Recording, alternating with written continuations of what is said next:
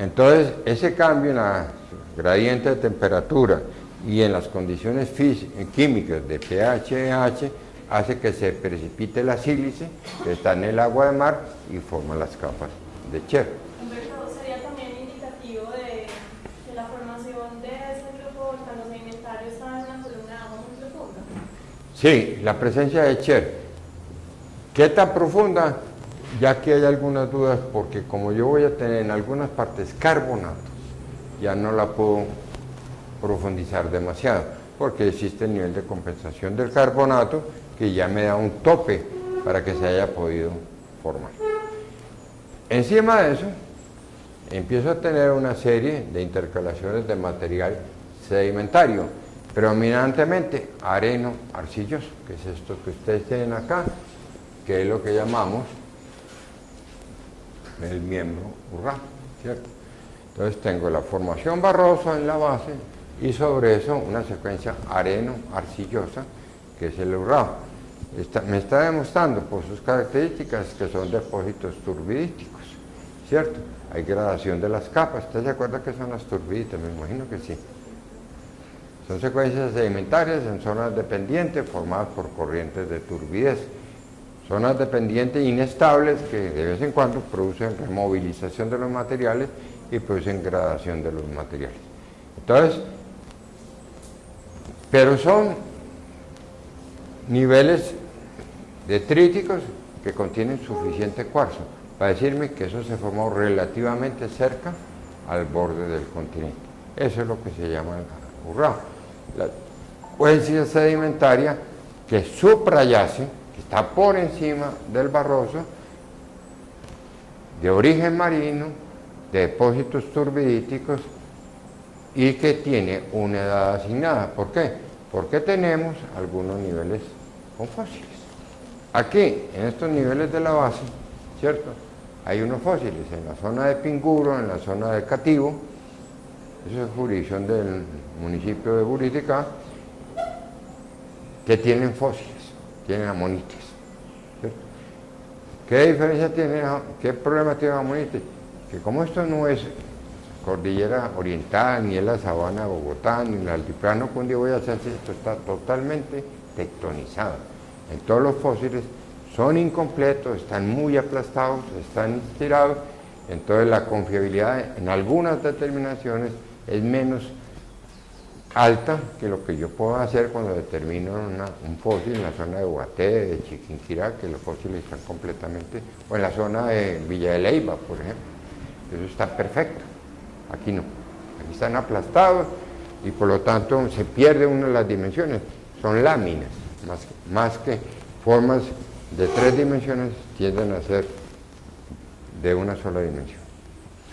Entonces, los fósiles que tenemos acá son del tope del Cretácico, ¿cierto? Del Cretácico inferior, perdón. Son fósiles del Albiano que se extienden hasta el Cenomaniano. O sea, están en el límite entre el Cretácico inferior y el Cretácico superior. Concuerda con las edades radiométricas, edades absolutas que se han obtenido acá. El problema de las edades absolutas en rocas básicas, como las que ustedes tienen ahí, es el déficit en elementos, en isótopos hijos que hagan totalmente confiable el resultado obtenido. Recordemos que la geocronología se basa en determinar la cantidad de un señor, de un elemento que se formó, de un isótopo que se formó a partir de ¿qué? De la desintegración de otro, ¿cierto?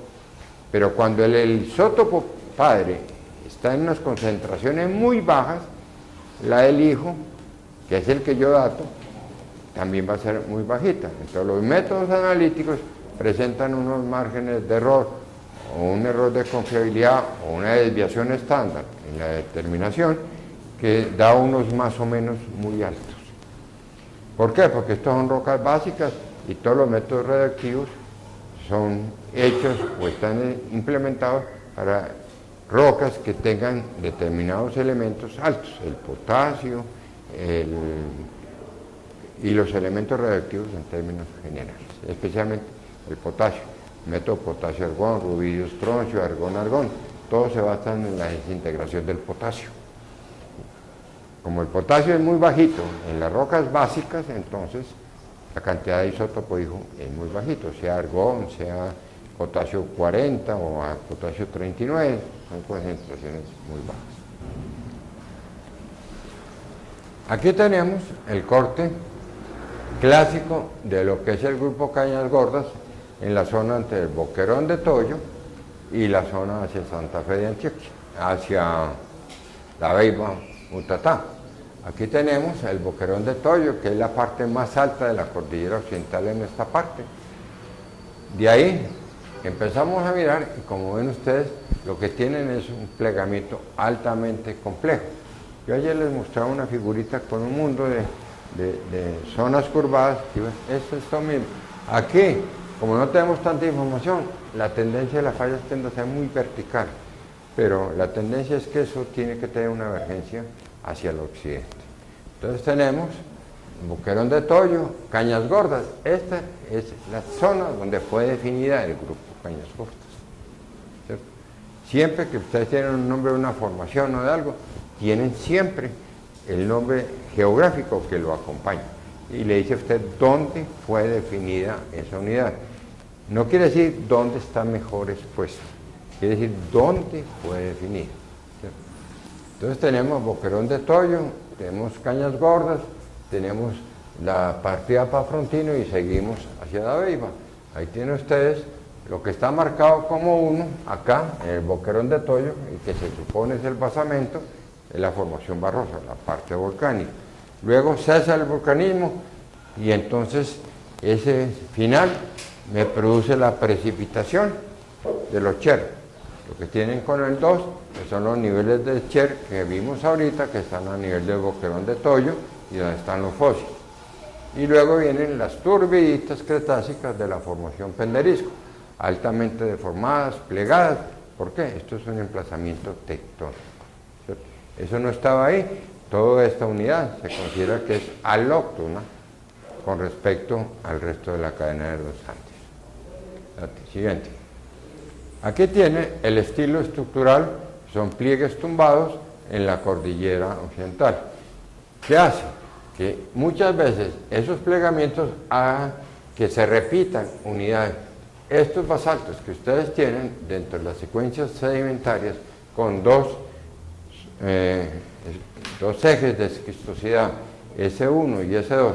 S1 o S0, aquí no aparece, S0 es los planos de estratificación original. Después de que esto estuvo estratificado quieto, durante su emplazamiento sufre dos plegamientos, S1 y S2. S1 que tiene un eje hacia el noroccidente y S2 hacia el noreste. Este es el estilo estructural que caracteriza las rocas sedimentarias del terreno calizo. La siguiente.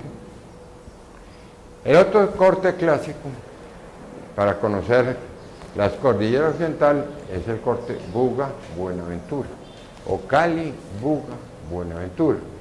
En la primera parte se define lo que es el grupo Dagua, la parte sedimentaria, alrededor de la población de Dagua y alrededor de la población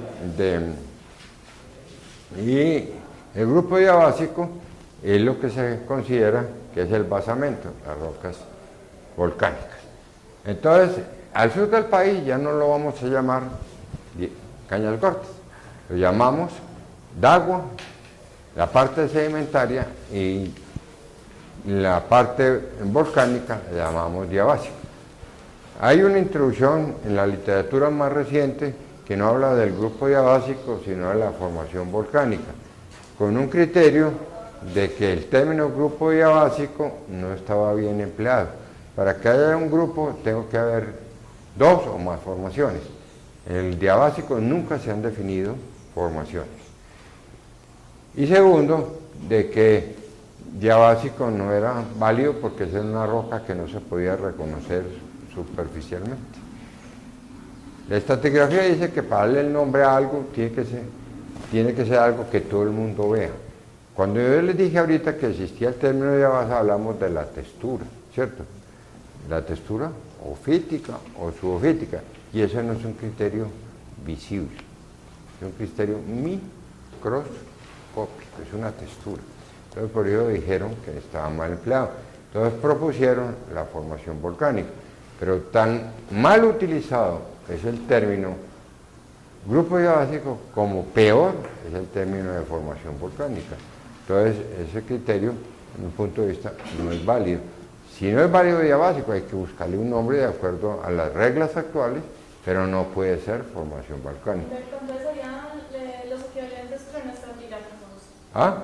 Serían los equivalentes cronoestratigráficos. Los son equivalentes litoestratigráficos, no crono, porque vamos a ver ahorita las edades que hay aquí en los sedimentos son más jóvenes que las de no. Ese es otro de los criterios para decir que la cordillera occidental no es un solo terreno, porque el Cañas Gordas es Cretácico inferior sin lugar a dudas desde el punto de vista paleontológico. Y paleontológicamente la Cisneros, que sería el equivalente, o el Dagua, que sería el equivalente del Penderisco, es Cretácico superior. O sea, que son más jóvenes al sur. Sí, es problema de nomenclatura y de posición estratigral. Entonces tengo en el corte de Buenaventura, tengo la unidad, estamos con el 2, comunidad tectónica, es la del río Dagua, donde fue definida la secuencia la secuencia sedimentaria llamado Dagua, ¿cierto? La que tienen con el número 3 corresponde a la parte que está en los alrededores de la población de Lobo Guerrero, donde está el peaje de Lobo Guerrero, que es una secuencia turbidítica. La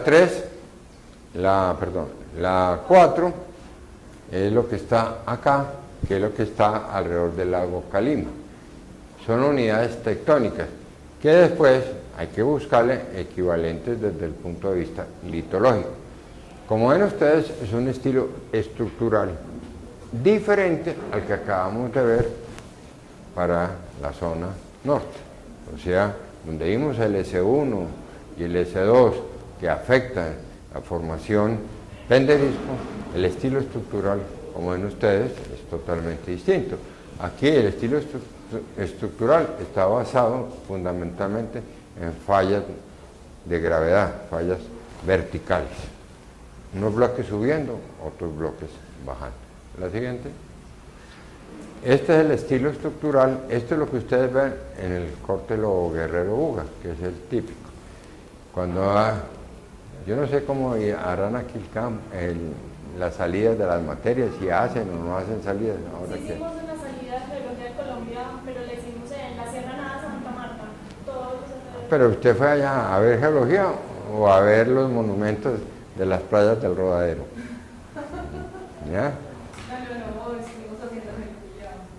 Porque hoy en día es un sitio muy fácil de hacer.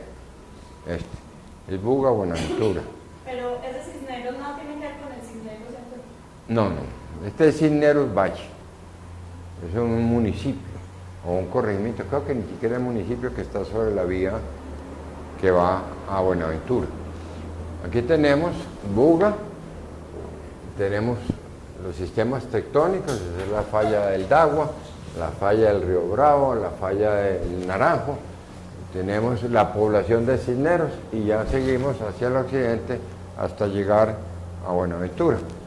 Ahí tienen ustedes, CAE corresponde a la formación espinal, equivalente al litológicamente, y dentro del penderisco a lo que llamamos urrao, la parte areno-arcillosa. Luego empieza a aparecer una intercalaciones volcánico-sedimentario, KB es el grupo diabásico. Y luego el KC es Cisneros, o sea, el Cañas Gordas de nosotros en la norte está ahí representado por 3 unidades. El KB, grupo diabásico, equivalente al barroso, litológicamente. Y el KE más el KC, equivalente al penderisco, donde el CAE es equivalente al Cisneros y el CACE equivalente al Nutibara. Esa es la equivalencia. La diferencia es la posición estratigráfica y segundo, las edades paleontológicas obtenidas. ¿Cierto?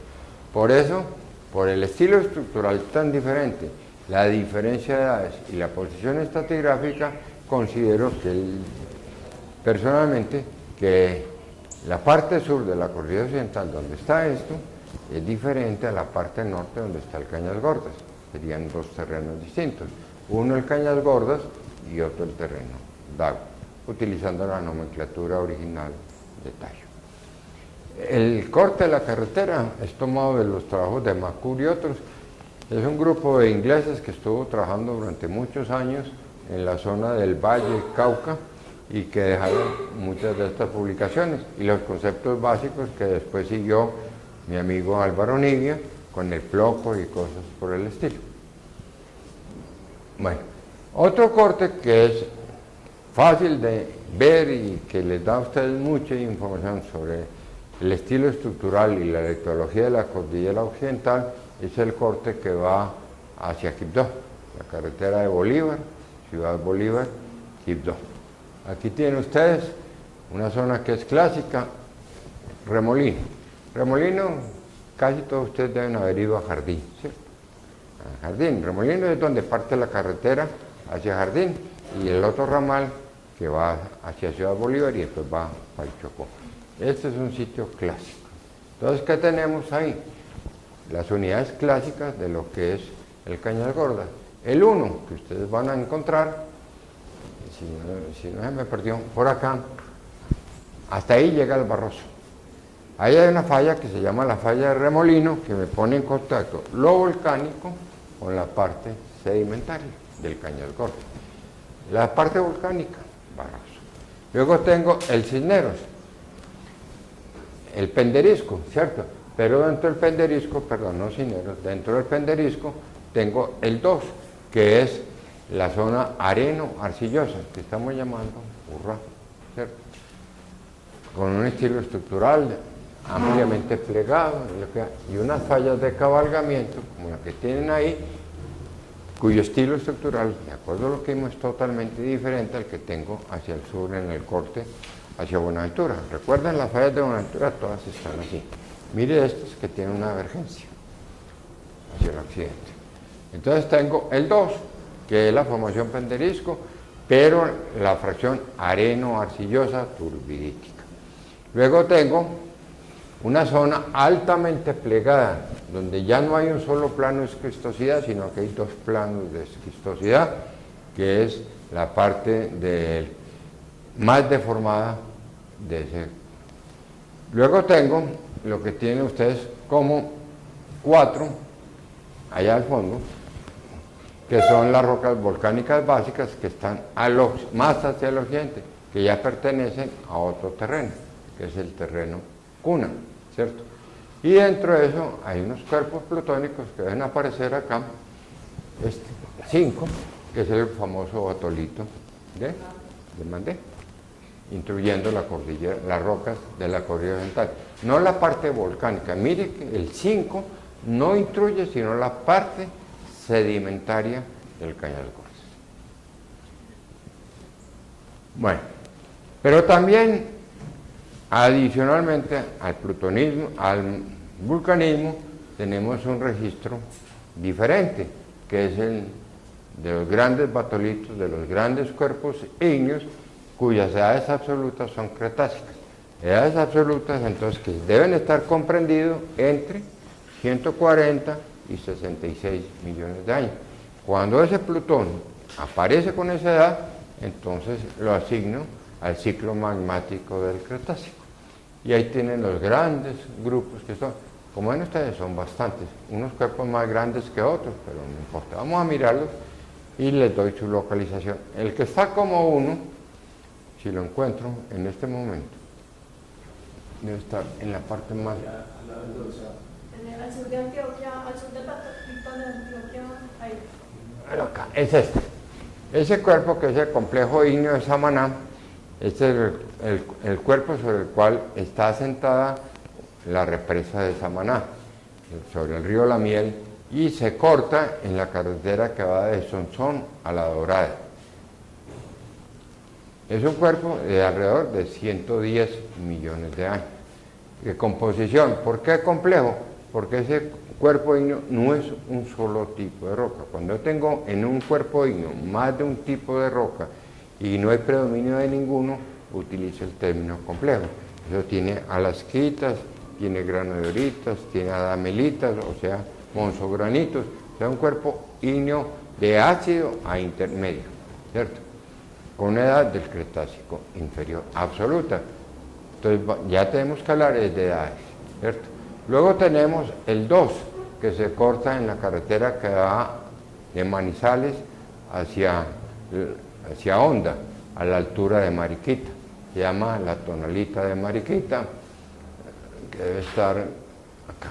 Es este cuerpo, ¿cierto? Observen algo que es fundamental. Mire que todos esos cuerpos tectónicamente están al occidente de la falla de Otú-Pericos. Pero si ustedes hacen esto mismo y ponen todos los cuerpos con edades absolutas jurásicas, resulta que se van para otro lado. Todos los cuerpos jurásicos están hacia el oriente de la falla de Otú-Pericos. Batolito Ibagué, el Batolito de la Plata, o el Stock de la Plata, el Stock de las Minas, etc. Todos están. O sea, estos cuerpos están sobre el flanco más oriental de la cordillera oriental. Los otros están sobre la parte central o sobre el flanco occidental de la cordillera occidental. Y no hay cuerpos de estos en la cordillera occidental. La cordillera oriental no tiene magmatismo cretácico. Todo el magmatismo cretácico está, llamémoslo, en la zona central de la cordillera central, entre la falla de Otú-Pericos y las fallas del Cauca. El cuerpo llamado 3 es la tonalita del pescado. Nos vamos por allá para el otro extremo, de arriba del Batolito. Eso está cerca de la población de Caucasia.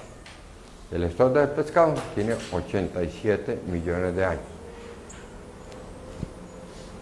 Es un cuerpo de dimensiones pequeñas, tiene 40 kilómetros cuadrados.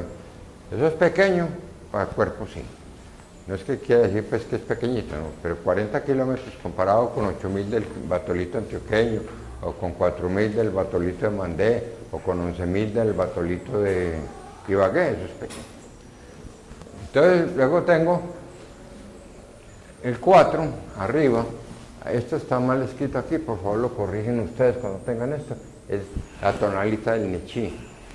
En la parte media del río Nechí, abajo de Yarumal, del campamento hacia Cedeño, aparece un cuerpo tonalítico de 80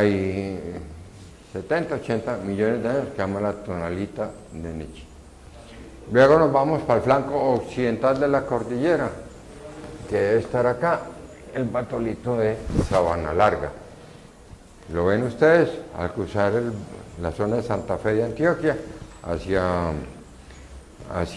el Boquerón de Toyo, o lo ven por la otra margen del río Cauca hacia la población de Liborina. Ahí tienen ustedes lo que es el Batolito de edades alrededor de 90, 100 millones de años. Edades que son por varios métodos. Hay edades argón-argón, potasio-argón, rubidio-estroncio. Estoy dando el rango aceptado independiente por ahora del método, que implica límite Cretácico inferior, Cretácico superior. Luego tengo aquí al pie de Medellín, saliendo para San Pedro, ovejas. La tonalita de ovejas, ¿cierto? En el flanco occidental, esta tiene 70 a 76 millones de años, Cretácico superior. La diorita de Altavista, lo conocen ustedes todo el día, sobre todo los que viven en Belén, la Zambra, en la parte aquí de Belén, en esa parte sana aquí de la Comuna 13, toda esa parte está sobre la diorita Altavista. Es donde están todas las ladrilleras que ustedes ven hacia el frente. La tonalita abejas, esa es Cretácico inferior, 110, 120 millones de años. Luego tenemos el más grande de todos, y ese sí sabemos dónde está. Ni siquiera le pusimos el negro allá, que es el que está como Batolito antioqueño, 8.000 kilómetros cuadrados. Es el batolito más grande, no, el segundo, en extensión en Colombia, el más grande es el batolito de Ibagué. Pero es el único que es totalmente regionalista, ese no se quiso salir de Antioquia. Está en Antioquia y no se salió para ningún lado. El de Ibagué está en el Tolima, en el Huila, coge parte del valle, o sea, ese es más amplio. El antioqueño se quedó en Antioquia, zona central de Antioquia.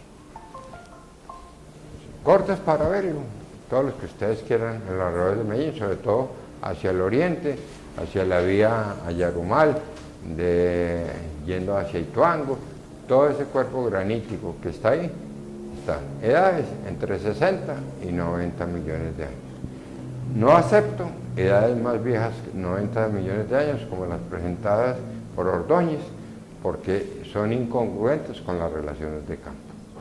Ahí es donde viene la cosa de que en geología hay que darle prioridad al trabajo de campo, a los resultados del laboratorio. Uno de esos casos son unas presentadas recientemente sobre el batolito antioqueño de más de 110 millones de años. ¿Por qué? Porque las relaciones de campo no muestran eso. El batolito antioqueño, sin lugar a dudas, y con todas las evidencias que ustedes quieran, corta el Cretácico. Entonces, si el Cretácico lo pongo en el Aptiano albiano, no puede tener más de 100 millones de años. Entonces, si ese Cretácico, no puedo tener un cuerpo de 120 millones o 117, como las edades que enfrentaron, cortando un cuerpo de 100 millones de años. Y eso se ve claramente en la autopista Medellín-Bogotá, a la altura del río Samaná. Ahí hay una zona de contacto muy bonita del batolito antioqueño sobre el Cretácico de San Luis. Ese Cretácico tiene fósiles y son amonites del Aptiano superior al albiano inferior. Si ustedes ponen eso ahí, no da más de 100 millones de años. Luego tenemos un cuerpo polémico por la edad que tiene y por sus características, que es este, por la posición, que es la diorita de Támesis. Los que han estado en Támesis, en la parte de atrás de Támesis se ven como unos acantilados, unas paredes muy verticales de las que ve caer una serie de cascaditas. Ese cuerpo es una diorita. Esa diorita tiene una edad un poco vieja, de acuerdo a los modelos estructurales y tectónicos, para lo que uno debería esperar, porque son edades del Cretácico inferior, de 100, 110 millones de años. Pero recuerde que yo ya les dije por allá que había otro cuerpo con esa edad, el cuerpo de Medellín, la diorita de Altavista. Esa diorita de Altavista, claramente por distintos métodos, es Cretácico inferior, más de 110 millones de años. Bueno. Luego tenemos un cuerpo bien raro, este. Mire que todas son rocas granitoides, poco saturadas en potasio. Son tonalitas, granuloritas, dioritas. Pero mire qué pasó aquí. Me pasé por una monzodiorita. Cuando yo hablo de monzonita, monzodiorita, cuarzo monzonita, estoy hablando de un aumento amplio en el contenido de potasio. Y entonces ese alto contenido de potasio caracteriza una roca en particular. Es el stock que está alrededor de la población de Irra, al cruzar el río Cauca, en la vía que va hacia Manizales. Cuando uno coge el ferrocarril, el trazado del antiguo ferrocarril del Pacífico, aguas arriba de la población de Irra, uno se va por el trazo de la carrilera, y hay muchos afloramientos de este cuerpo. Ese se llama la monzodiorita de Irra. Luego tenemos en los alrededores de Manizales, sobre el basamento, parte del basamento del volcán Nevado de Ruiz, la granodiorita de Manizales. Esta está en el límite entre el Cretácico y el Cenozoico, un cuerpo de alrededor de 60, 62 millones de años. ¿Y tú cómo interpretarías ese incremento de potasio en esa monzodiorita? Tiene que ser por una contaminación cortical, pero si eso es así, tengo que extender la corteza continental, hacerle caso a Nibia y compañía y llevarla hasta Cauca Almaguer. Pero es que si eso fuera así, yo debería tener otras evidencias, porque solamente ahí, ¿cierto? Eso no es fácil de explicar desde el punto de vista geoquímico. ¿Cuál? 87. Hay una publicación de González y Londoño en Geología Colombiana con la edad de esos cuerpos. Otro cuerpo, más hacia el sur, el batolito de Buga. Este también es Cretácico inferior. Esto es interesante mostrar estas diferencias porque durante algún momento todo lo que era de este tipo era igual al batolito antioqueño, eran apófisis del batolito antioqueño. Ya se ha ido demostrando que aquí hay muchas cosas y al menos dos ciclos magmáticos, uno del Cretácico superior y otro del Cretácico inferior. A ese del Cretácico inferior pertenece el batolito de Buga. Después viene uno más polémico todavía, que es el 3.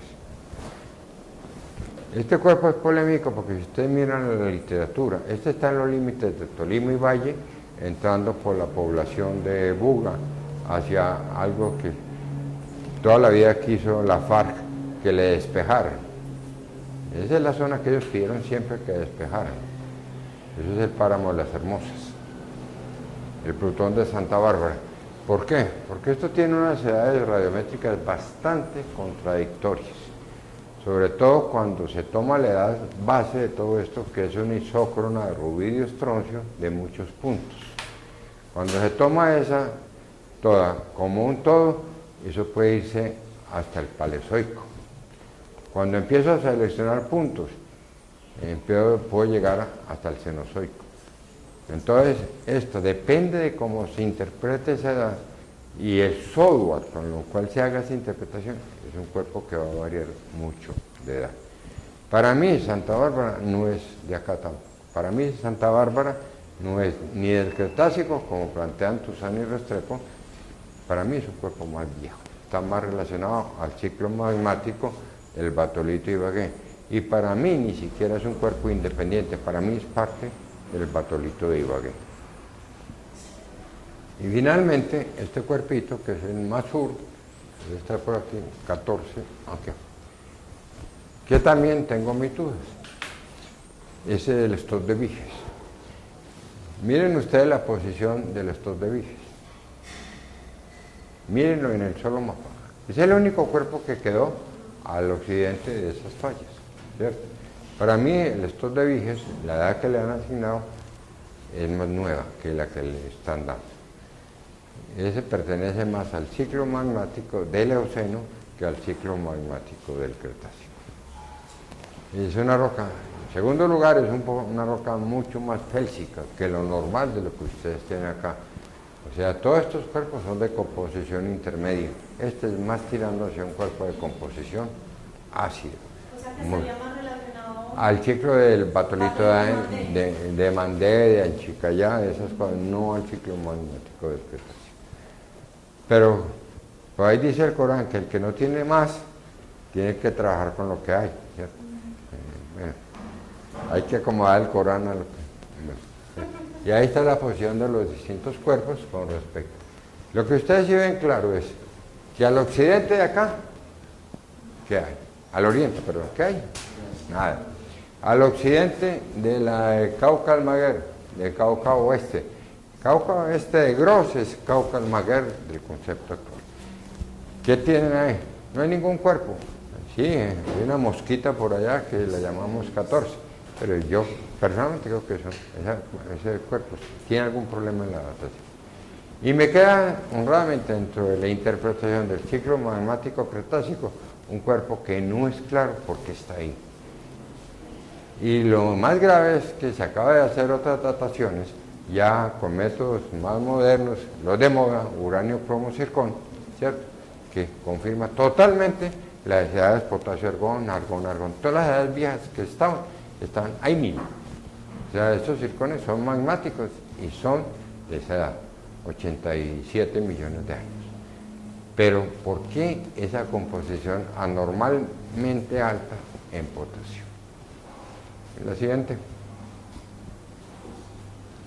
Bueno, aquí hay algo que es diferente, y es para mostrarles la diferencia que hay con respecto al magmatismo intermedio de la parte norte de la cordillera con respecto al magmatismo totalmente básico de la parte sur.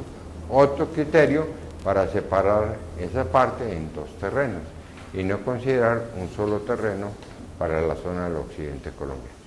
Es la posición de una serie de plutones de dimensiones menores a un batolito, son todos estos de composición básica, son gabros. Allí no hablamos nunca de un gabro, ¿cierto? Hablamos de tonalitas, granodioritas, dioritas, etcétera, etcétera. Aquí hablamos de gabros. Hay una serie de stocks en la parte sur, que los tienen acá, para referencia. Aquí está Viges, aquí está la población de Dagua, está Lobo Guerrero. Aquí está Cali y están los cuerpos que tenemos. El que está marcado con el número 1 en la parte norte, hacia la izquierda de la gama, es el stock de Zabaletas. Estos stock y estos cuerpos se ven muy bien en la carretera Buga-Buenaventura o en la carretera Panorama, que es la carretera que va por la orilla del río Cauca hacia Cali, desde Cartago. El 1 es el stock de Zabaletas, ese está en la vía Buenaventura, son cuerpos de gabro. Iguales todos, no, hay gabros orbléndicos, hay gabros noritas y hay algunos cuerpos de noritas, algunos con o sin olivino. Entonces, el 2 es el que tienen como stock del Palmar, cerca de la población de Dagua, que es el mayor de ellos. El 3, la roca caja de todo esto es esta, que es el grupo diabásico. Está el 3, el del 18, y lo volvemos a encontrar, está acá. Hoy en día parece que 2 y 3 son un solo cuerpo, que no se pueden considerar independientemente, tienen características litológicas, no están geográficamente juntos. Hay una pequeña interrupción entre los dos, pero parece que es el mismo cuerpo que está incluido a 2 niveles estructurales diferentes. Es el stock del 18. El 4 debe estar en alguna parte acá, cerca de Viges. Este es de acá, que se llama el stock del tambor. Y este, que es el 5, que vuelve y aparece aquí en la literatura ya con otro nombre. Ya no se llama el stock de Viges, se llama la felsita de Viges, pero lo siguen poniendo dentro del Cretácico. Si yo miro y trato de hacer algunas separaciones, esa felsita de Viges hay que sacarla de ahí, ¿cierto? Y estoy hablando de gabros y de cuerpos de esos, y eso es todo lo contrario. Volvemos al mismo problema de un enriquecimiento en algunas zonas de elementos alcalinos. ¿El por qué? No es claro. La siguiente. ¿Los felsitas están en desuso? No, eso ya está afuera. Sí, ya felsita no existe, diabasa no existe, amelita no existe, pegmatita no existe, aplita no existe. Todos esos nombres salieron en la clasificación moderna de Streckeisen y de Lemaitre, hoy en día, sobre las rocas ígneas. Son nombres que tienen un equivalente en esa clasificación, pero ya son nombres. Lo que pasa es que ahí, en esa normatividad y en esas recomendaciones de la clasificación, dice que cuando un nombre ha sido ampliamente utilizado en la literatura, no se puede borrar de la noche a la mañana. Hay que ir modificando, siempre poniendo el nombre anterior entre paréntesis al lado del nombre que uno propone. Es lo mismo que en la zoología y en la biología. Siempre que se describe una especie y se le cambia el nombre, en paréntesis está el nombre anterior. De esos términos en desuso que acabas de decir, ¿cuál sería el actual para las diabasas? Porque ese no se El microgabro. Microgabro. ¿Por qué? Porque la definición original de diabasa se basa en un concepto textural. Y la clasificación mineralógica que se recomienda es una clasificación basada en criterios macro. Entonces, para decir si una roca tiene textura o no tiene, si es sofítica o no, tiene que tener una sección delgada. Y eso usted no lo puede utilizar en el campo. O usted tiene un microscopio y tiene una cortadora y una pulidora, y sáqueme la sección delgada. No, usted describe la muestra y ahí no ve usted la textura ofítica. Por eso, ni se llama basalto ni se llama gabro. Es la misma composición de un basalto y la misma composición de un gabro. Mineralógica y química. Mineralógica, plagioclasa cálcica con piroxeno. Química, Pero la diferencia es la textura. El gabro tiene una textura idiomórfica, el basalto tiene una textura pilotaxítica, microporfírica, etc. La diferencia fundamental es que la diabasa, siendo inactigranular, como toda roca volcánica, tiene un entrecruzamiento de los cristales encerrando uno al otro. La plagioclasa encierra el piroxeno y eso es lo que se llama una textura ofítica. Cuando el piroxeno es más grande que la plagioclasa es la ofítica. Cuando es lo contrario, que los cristales de plagioclasa son de mayor tamaño que los de piroxeno, entonces le decimos que la textura es ofítica. Humberto, perdón, una última pregunta así de concepto de actualización ¿todavía sigue teniendo entonces validez en la diferencia entre gabro y basalto desde el origen extrusivo o intrusivo? La diferencia básica, yo la puedo extrapolar a estas características, pero la diferencia fundamental hoy en día es tamaño, únicamente, tamaño de los cristales. Si yo tengo cristales predominantes menor de 1 milímetro, tengo que llamarla basalto. Si tengo mayores de 1 milímetro, tengo que llamarla gabro. Ni siquiera existiría la equivalencia del microgabro. ¿Pero por qué? Porque es que el basalto es totalmente afanítico, el gabro es totalmente fanerítico. En las diabasas uno las mira y alcanza a ver algunos granos. Entonces es entre los dos, por eso llámelo microgabro, pero mineralógicamente es lo mismo, químicamente es lo mismo. Simplemente hay un cambio de granulometría. El concepto básico es granulométrico. La siguiente. Bueno, hay un fundamental, ustedes vieron todo esto que hemos hablado, pero hay que mirar que todos estos cambios están controlados por accidentes tectónicos. Yo le he dicho, charlando varias veces, que es que las fallas son las que solucionan todos los problemas. ¿Cierto? A veces me complican algunos. Por ejemplo, ¿qué hace la falsita de Viges al otro lado? Si eso es cretáceo, ¿por qué está allá? Y si lo que hay al otro lado son gabros, ¿por qué está la falsita ahí de la falla? Entonces, aquí quedan algunos pequeños problemas. Pero, básicamente, todo esto que estamos viendo está controlado por unos sistemas tectónicos que tienen un componente de rumbo que es fundamental. Entonces, son de oriente a occidente. La primera es la que me separa el sistema andino de toda la parte de los llanos orientales y Amazonía, la que llaman la falla frontal de los llanos, o que si traemos la nomenclatura de los venezolanos es la falla de Guaycaramo o la falla de Boconó.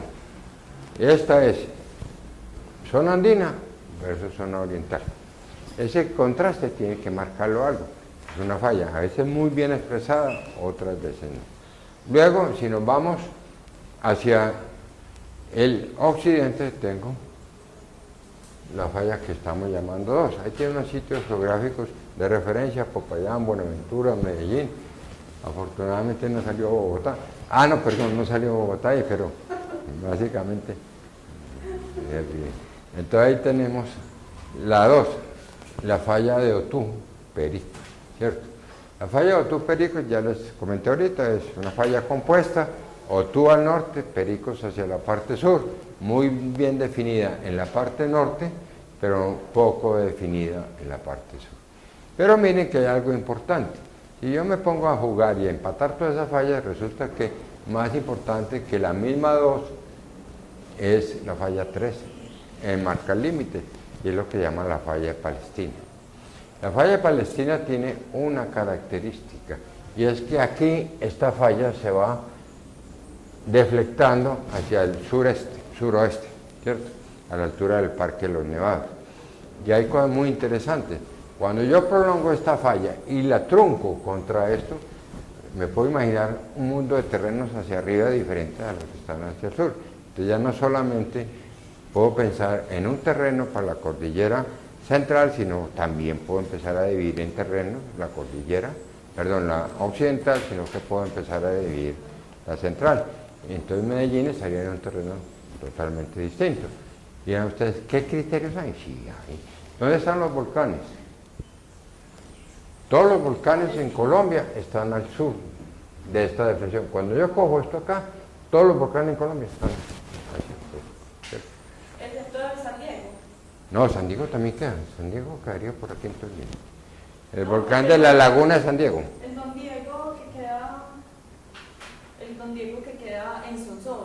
Ese, el de la Laguna de San Diego, Don Diego, ese quedaría ahí, ¿cierto? Pero ya no sería el Cerro Bravo. No, ese viene a quedar, ese volcán se entra por la carretera Sonsón Dorada. Sí. Después de Samaná, donde vimos el complejo hino de Samaná, ahí se entra y se coge ese volcán.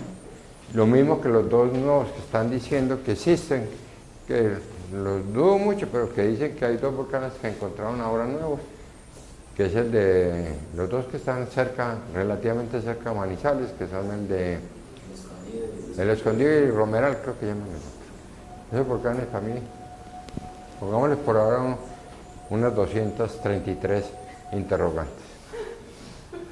Cuando hayan resuelto siquiera 232, empezamos a aceptar. Bueno, la 3 para mí, en la parte norte de la cordillera oriental de central y en el flanco oriental, la división de terrenos básica no es Sotú, para mí es Palestina, ¿cierto? Bueno, luego tenemos la 4, que es esto, una falla compuesta, Cauca-Almaguer. Equivale a lo que Gros llamó falla Cauca en su trabajo clásico sobre el terciario carbonífero de Antioquia. Pero ¿qué sucede? Que en el trabajo de Gros, él llama Cauca Centro, Cauca Este, Cauca Oeste. Cauca Almaguer en el sentido estricto es Cauca Este, ¿cierto? Y Calipatía, que viene por acá, es la falla Cauca Oeste. La 5, la Cauca Oeste, que sería lo que yo denomino Calipatía. Luego está las fallas que afectan el suroccidente colombiano, la 6, que es la de el Dagua Calima, la 7, la falla del Tambor, ahorita mencionamos un gabrito que hay metido por ahí, y una falla que para mí, no sé qué significa en todo esto, honradamente, que es la 8, la falla del Espíritu Santo. Esa falla que es la que trunca y voltea el río Cauca a la altura de Puerto Valdivia y esa zona, y que luego se mete en sentido noreste. Es que es la única falla en Colombia que tiene esa tendencia, la única. Hay ahora algunas en sentido noreste, pero con esa tendencia tan marcada noreste, es muy rara esa falla. Es la que marca el límite de lo que algunos autores llaman el terreno Puquí o el terreno Pancenú, que es la falla del Espíritu Santo. Y después, como se pierde, entonces la llaman la falla de Murrucucú, que no sé qué es, pero ese es que es un cerrito por allá en Córdoba. Yo he buscado mucho ese cerro y nunca pude verlo. La siguiente. Bueno, hay una unidad del occidente colombiano que es única a nivel del mundo y que vale la pena mencionarlo acá. Espero que ya los hayan llevado allá. No los han llevado a Gorgona. Hay que decirle que los saquen a pasear. Yo los llevo, si la universidad los autoriza. ¿Por qué es único? Conversan allá y yo los llevo. Aparentemente no. Interpretando Gorgona como un todo, eso es una ofiolita. Pero una ofiolita que tiene unas particularidades, y es la presencia de rocas volcánicas ultrabásicas, que son las famosas comatiitas. ¿No le dirigiste la tesis a Lina? ¿Así? Yo le dirijo a tesis geóloga de Colombia. Fue la primera geóloga y perdonen al que se sienta, para mí la geóloga mejor preparada, más estructurada que ha sacado la Facultad de Minas, es ella. Que le han robado muchas ideas, etc. No, eso es otra historia, pero que le han robado ideas, sí. Pero el solo hecho de lo que ella vio, dedujo y siguió viendo sobre Gorgona. Esto fue encontrado por una geóloga colombiana, Lina María Echeverría, ¿cierto? Hija de una gran pintora, pero más que pintora, una gran bohemia, ¿cierto? Que se llama, de apellido, Dora Ramírez. Fue profesora de arquitectura en la Facultad de Minas, en la Nacional, mucho tiempo. Casada en primeras nupcias con alguien que se perdió de la vida, pero en segundas nupcias pasó muy bueno. Él fue la esposa, compañera de Manuel Mejía Valle. O sea, Este sí era un bohemio. ¿Ah? Lina Echeverría es hija de Dora. Hija de Dora. Lina María es hija de Dora, hermana de la que fue decana de arquitectura muchos años. Es hija de Dora Ramírez, Echeverría Ramírez. Bueno, esa niña, por A o por B o por C motivo, no importa cuál, fue a hacer, ella, nos devolvemos un poquito en la historia. Lina era profesora de la Facultad de Minas recién salida, ¿cierto? Y estaba dictando allá y en algún momento, como siempre, entre los geólogos acaban las compañías en peleas, ¿cierto? Entonces ella era muy amiga de Jorge Julián Restrepo y de Tuzán. Y ellos plantearon el famoso modelo de la obducción cretácica en Colombia, cuando hubo ese simposio de ofiolitas en Medellín en el año 74, cuando todos los genios de la tectónica estuvieron en Medellín en un congreso que llamó simposio de ofiolitas. Estaba Coleman, estaba Dewey, estaban todos los padres de la tectónica de placas. Y ahí se presentó un trabajo muy polémico y sigue siendo polémico, aunque ya hoy en día no es tan claro, sobre la obducción cretácica en Colombia. Ustedes saben que en los modelos de acreción de bloques, lo más lógico es que el bloque denso se meta por debajo del bloque menos denso, un proceso que llamamos obducción.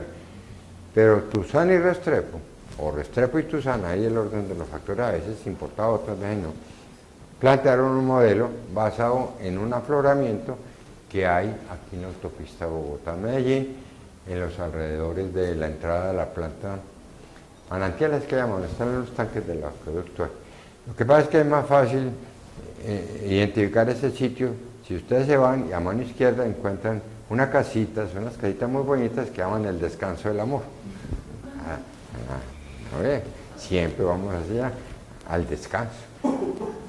Y ahí, y arribita, estaba la entrada al relleno sanitario. ¿Cómo se llama el relleno sanitario ahí? Bueno, ahí estuvo el relleno sanitario de Medellín hasta hace relativamente poco. Subiendo a mano derecha está la entrada a los tanques de empresas públicas. En la excavación que hicieron ahí, en el corte de esa excavación, hay una relación tectónica muy interesante, con unos efectos dinámicos muy claros, en los cuales las dunitas, parcialmente serpentinizadas, están cabalgando sobre anfibolita. ¿Cierto? Si hubiese sido subducción, ¿qué tengo que tener? La dunita por debajo de la anfibolita, ¿cierto? Y en la zona de contacto hay el desarrollo de unos esquistos cloríticos, un afloramiento muy bonito, ¿cierto? Y con base en ese afloramiento, entonces ellos definieron la obducción del Cretácico colombiano. Entonces, a raíz de ese trabajo, hubo un enfrentamiento interno en la facultad entre Tuzán, Restrepo y Lina. Uno se pone a investigar, porque uno también como geólogo tiene que ser investigador, tiene que volverse un Sherlock Holmes a ver por qué pelean tanto los geólogos, ¿no? Entonces resulta que parece que había dos motivos. Ya uno muy íntimo y el otro no tan íntimo, el otro era más profesional. De todas maneras salió una pelea de ahí, entonces Lina dijo, no más, hasta aquí llega mi vinculación a la universidad. Y se fue a especializarse. Haciendo su especialización, le dio por hacer la tesis en Gorgona, ¿cierto? Llegó a Gorgona y empezó a analizar, a hacer mucha petrografía, era muy buena petróloga, y encontró una serie de cosas raras. La serie de cosas raras era que las rocas ultramáficas no eran todas peridotitas, sino que había rocas volcánicas, y que esas rocas volcánicas tenían una textura particular, que era la que caracterizaba las comatitas, la textura de las comatitas. Spinifex, ¿cierto? O de cola de pescado. Un mundo de cristales, como yo coger, todos los cristales de olivino son así, largos, ¿cierto? Cuando yo los cojo, a partir de un centro de nucleación y los cojo acá, ¿qué sucede? Estos son muy densos, pero supongamos que estos son espigas de trigo. Cuando yo las cojo aquí, cada una hace esto, ¿cierto? Cada una coge por un lado. Entonces queda un punto común y ya en la parte de arriba ramificado. Eso es lo que llama Stur Spinifex, donde estos cristales son de olivino y lo que me queda acá, ¿por qué son rocas volcánicas? Porque todo lo que yo tengo acá es vidrio. Vidrio de composición ultra básica, menos de 40% de sílice, un mundo de características. Cuando yo cojo la roca como un todo, me da que tiene más de 18% de MgO.